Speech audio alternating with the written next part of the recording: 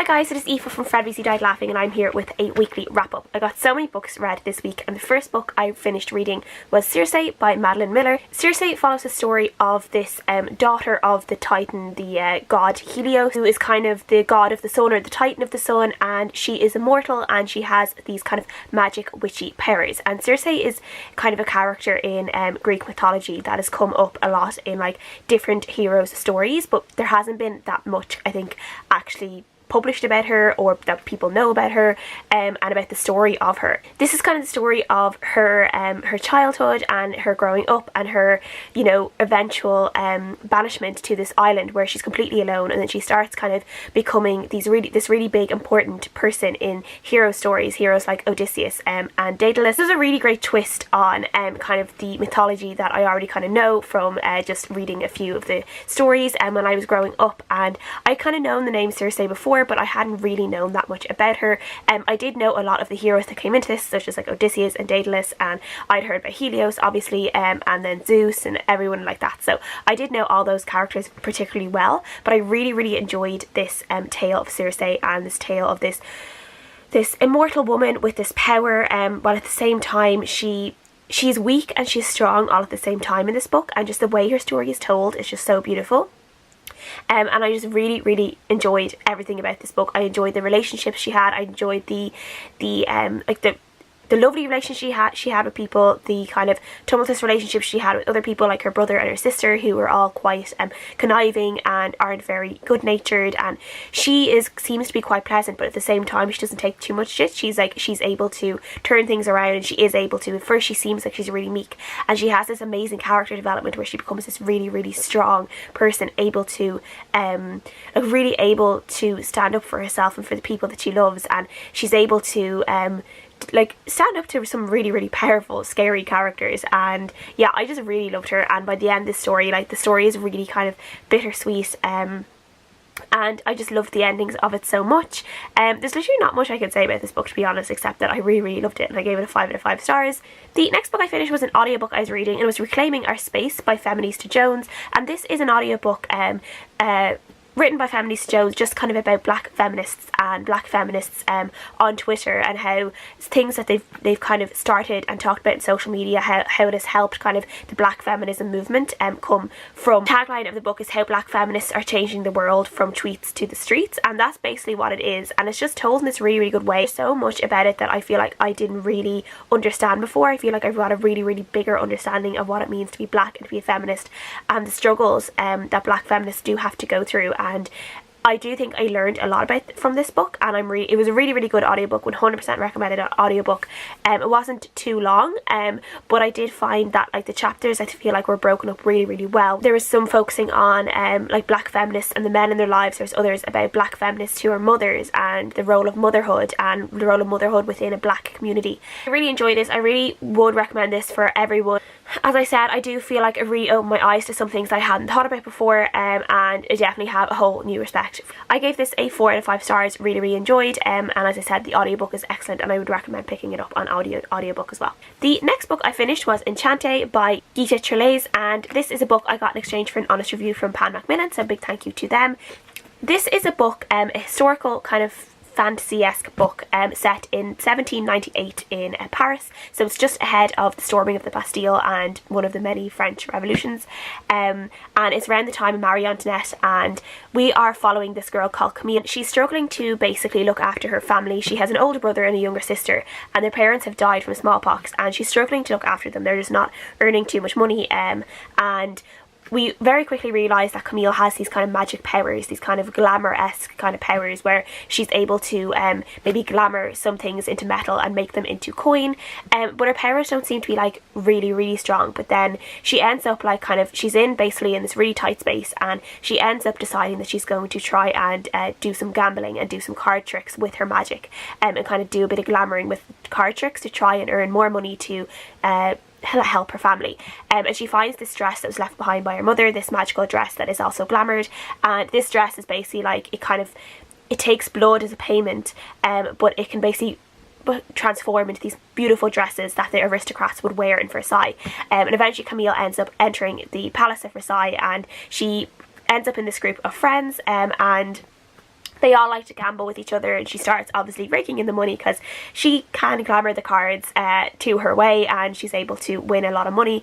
But at the same time, she is kind of struggling because she obviously hates the aristocrats because of things they've done to her family, and her family have been starving, and obviously the aristocrats didn't help at all at the time. And while at the same time she's also becoming friends with these group of aristocrats, and she's enjoying their lifestyle a little bit too much, and kind of these two wavelengths of her thoughts are very much in conflict with each other. I enjoyed the glamour in this book, and I think the writing itself was really good. I really enjoyed the romantic relationship in it as well. It's quite sweet, and I really liked, like, it was a little bit fast, but at the same time I feel like they went on, like, they seemed to go on like proper dates, or like what dating would be at this time. I think the subtle unrest that's kind of shown in this book was really good as well, because it's obviously like things are coming to a head. Everyone knows the Marie Antoinette was eventually beheaded. We know things that went very wrong in this timeline in France, and we know that something big is coming. Something huge happens here. There's a lot of kind of unrest, but there's a lot of, it's more like disgruntlement, and we know from Camille that like some things are happening, there's some rumbles there, but it was just really interesting to see that, and I actually would have liked a little bit more of it, and I would have liked to have seen Camille get even more involved maybe in that, because she kind of seems to talk about it a lot, but she doesn't really like action a lot of her words and a lot of her thoughts. She just is thinking a lot of these things. It did take a while for things to happen in this book. I felt like I was kind of waiting for things to happen, but at the same time I was just kind of enjoying the general glamour and everyday of being in the Palace of Versailles and dressing up and just being like, you know, super glamorous and super like being an aristocrat. I did really enjoy that, but at the same time I did feel like for a lot of the book I was just like waiting for something big to happen, and it never really came. I did really enjoy the magic in this. It's really like a unique magic system where a lot of the magic works through sorrow. Like you have to have like really sorrowful thoughts and really sad thoughts for your magic to work as well as you want it to, and I thought that was a really unique twist on magic. I haven't seen magic written quite a lot about that.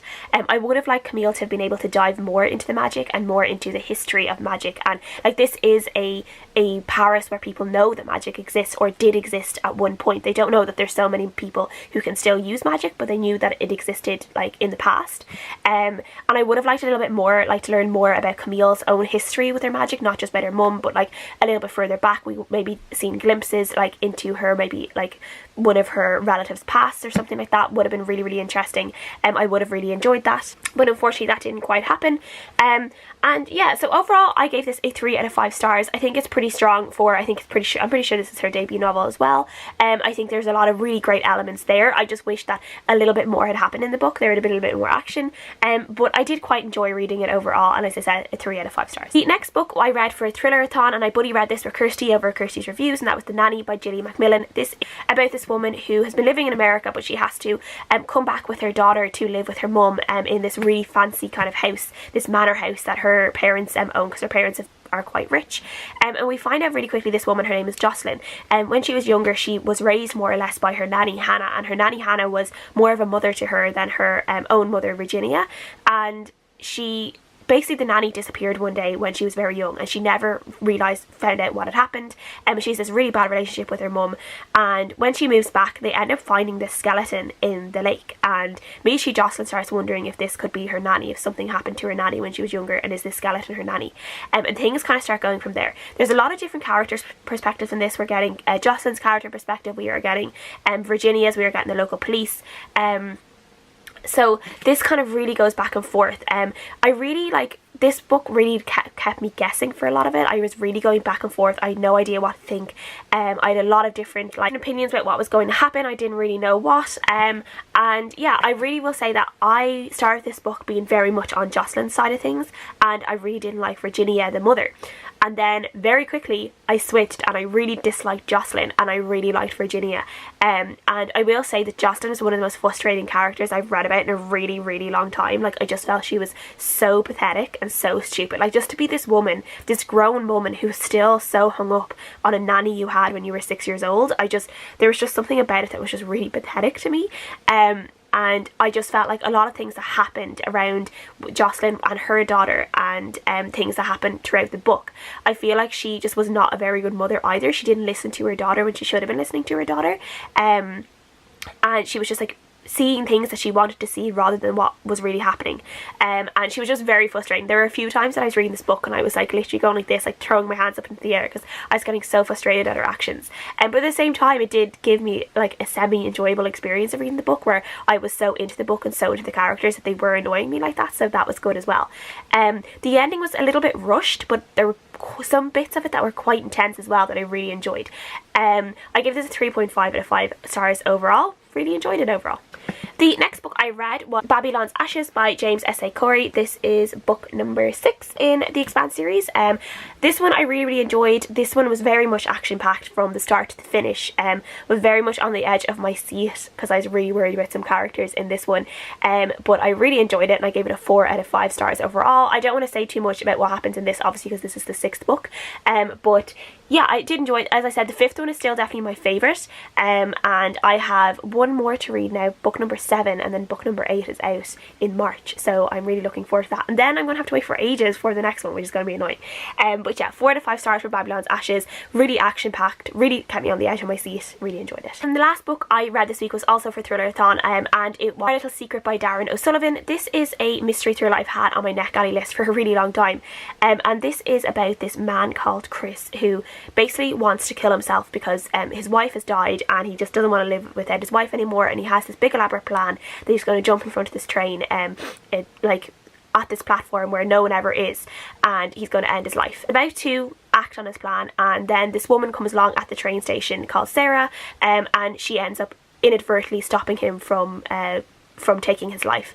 And Sarah ends up kind of coming into Chris's life to try and help him. She can't help but just be completely consumed by him, and she's always thinking about him, always thinking about whether he was okay. And she eventually enters his life properly, and they end up having this kind of strange relationship. And we know that there's something really weird going on with Chris, really weird going on with his wife, how his wife died, and there seems to be someone after him. We don't really know what's happening, and he seems to think it's safer if he pushes everyone in his life away from him and if he takes his own life.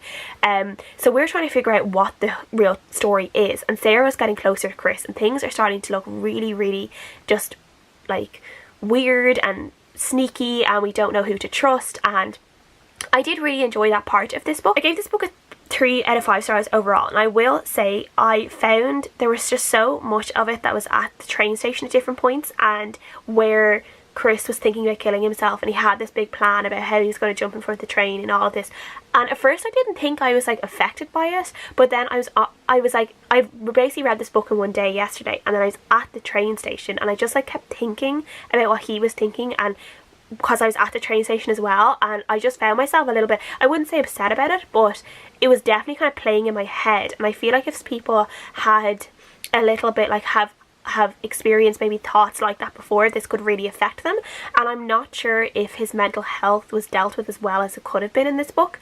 And I would just hope, obviously I got a NetGalley arc of it, so I would just hope that in the finished copy of this book there are maybe some numbers and stuff at the back of the book for helplines if people are feeling suicidal. But obviously I don't know, because I did have an e-arc. I just hope that it is there, because I do feel like there were just some very strong, intense scenes in this book about him trying to kill himself that were a little bit disturbing. And I do wish I don't know, I just wish the mental health aspect maybe had been dealt better, but it's a thriller, so there's only so much you can do with that either as well, like for the sake of the story. I do understand that as well. So I gave it a 3 to 5 stars overall. It was a really fast read. As I said, I started it yesterday morning and I finished it yesterday evening. Like I kind of more or less read it in 2 long sittings. So it's one you can read in a day, it's one you can fly through. And yeah, it's a good thriller. It's not a great one, but I did enjoy it. So that is everything I've read this week. Oh my god, I read so much. So thank you guys so much for watching. Leave any of your comments down below. I would love to know, as always, and I'll see you guys again next time. Bye!